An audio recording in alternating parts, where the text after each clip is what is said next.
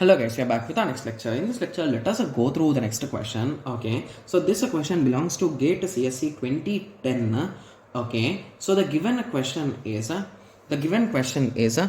the program below uses six temporary variables A, B, C, D, E, F. Okay, assuming that all operations take their operands from registers, what is the minimum number of registers needed? Okay, so they are indirectly saying us to convert this particular code into registers form, right? Yes, and they are asking using how many minimum registers we can convert it, right? Yes. Okay, so let us start this thing, guys.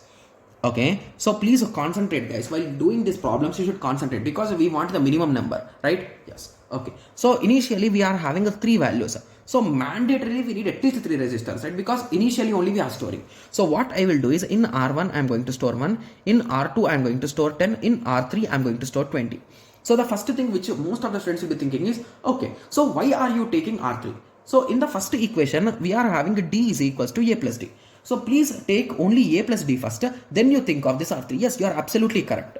So there is no need, if there are 100 variables initially, there is no need that you should take all those 100 variables in different variables. Remember that, okay? Yes. Okay, so as in my first expression D is equals to A plus B is being used, so I am going to store A and B separately. Okay, yes. So now I am having one register extra, right? Yes. So now what I will do is, so I am adding A plus B. So now I am having a doubt like, okay, so I did A plus B, so where I should store the result? So I am checking in the future like A is used anywhere. The answer is no. So A is not going to be used anywhere. Is B going to be used in future? The answer is yes. So B is going to be used in the future. So now what is my step is, I will update this particular expression as, okay, R1 is equals to R1 plus R2. So I am going to add them and store the result there itself, right? You understood, right? So why did I replace R1 here? Because A is not going to be used in the future. So I don't want that one value anymore, right? Yes. So now this expression is done. This expression is done. Okay, so now the next step, if you observe carefully, it is E is equals to C plus D.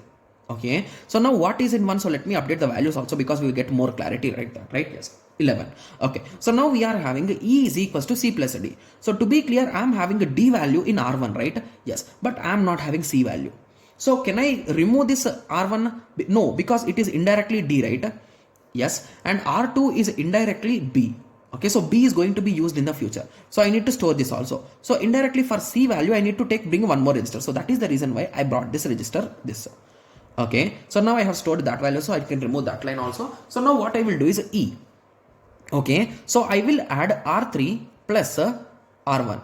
Okay, that is nothing but 31 I got. So now I am going to store it in E. So to be clear, E. So this is a new register we want. So let us check, is D, B, C are going to be used in the future?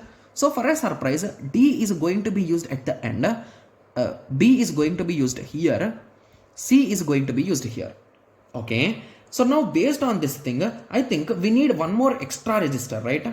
Yes, but if you observe one thing here, D is going to be assigned before its use, right?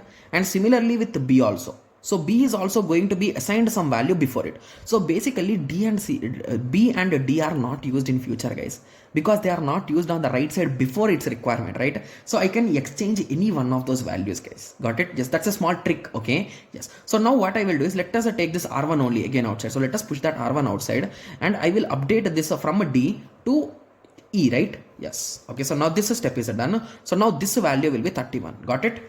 Yes. Okay, so now our next step is F equal to C plus E. So C value is in R3 and E value is in R1. Okay, so now the result I am going to store in F. So now again the question came. So now F. So is E going to be used in the future? The answer is yes. Is C going to be used in the future? The answer is yes. So now the only culprit which is left out with me is R2, right? So R2, it will be assigned before its use. So I can replace that R2 with our requirement F, right? Yes. So now I will replace this with F. Okay, yes. Okay, so I'm not going to solve that particular expressions, guys. Okay, yes. So now you understood, right, till here? Yes. So now we are at this location. So now we are going to add C plus E. So now C is in R3 and E is in R1. Okay, so now I can add them directly and the result I am going to store in B.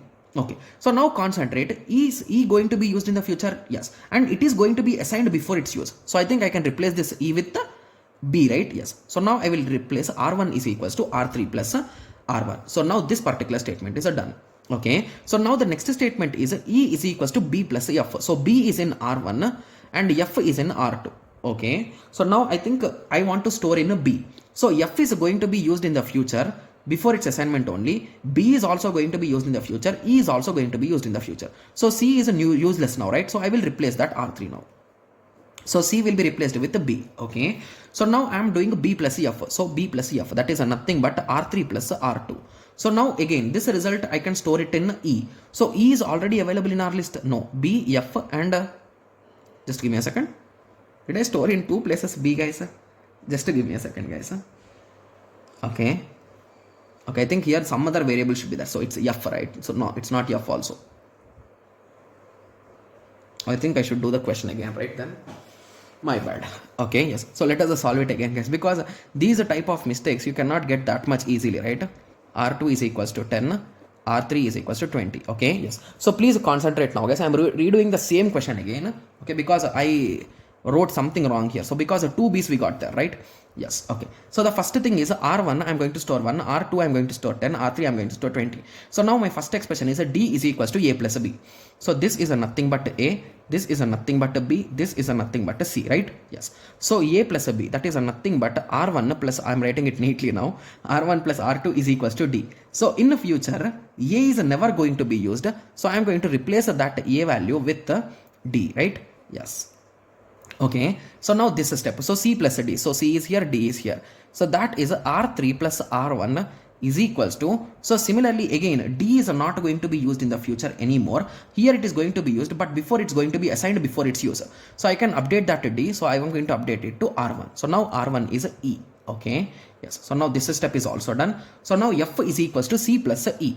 So C plus E is nothing but R1 plus R3. Okay, so C plus E is equals to F. Okay, so in the future E is going to be used, B is going to be used before assignment. So I think I can replace this B with the F. Good. So now this is R2.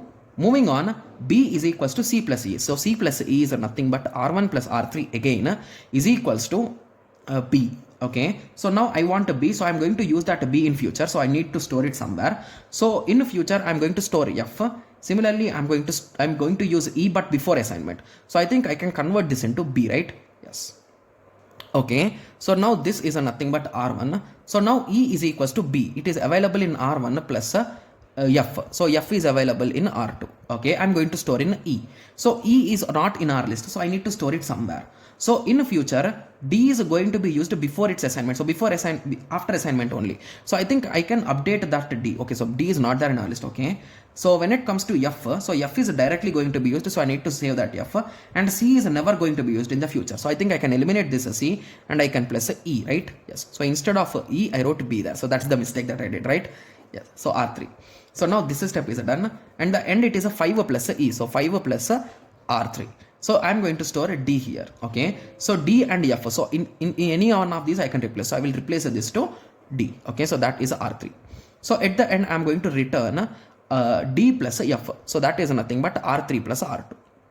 Yes. So I think with a minimum of 3 registers we were able to solve it, right? Yes. So now I hope everyone got a clear idea, right? So I have solved this question 2 times. You should at least get some basic idea, and if you solve it you will get more clarity, guys. Okay. Yes. So the only goal here is you want to take minimum registers. So that is the reason why I tried to maximum utilize them, right?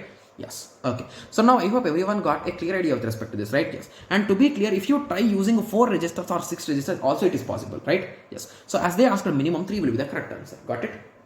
Yes. So now I hope everyone got a clear idea with respect to this. So in the next lecture, let us continue with the next question. And few students might be thinking like, okay, so you did everything is okay, but here you did one step twice. Why did you do it? You are absolutely correct. So I can replace this with R2 also. So that's also correct, guys. Okay. Yes. Okay. So now I hope everyone got a clear idea with respect to this. So in the next lecture, let us continue with the next question, right? Yes. So let us meet in the next lecture. Thank you. Thanks for watching. Like, share and subscribe for more awesome videos like this. Thank you.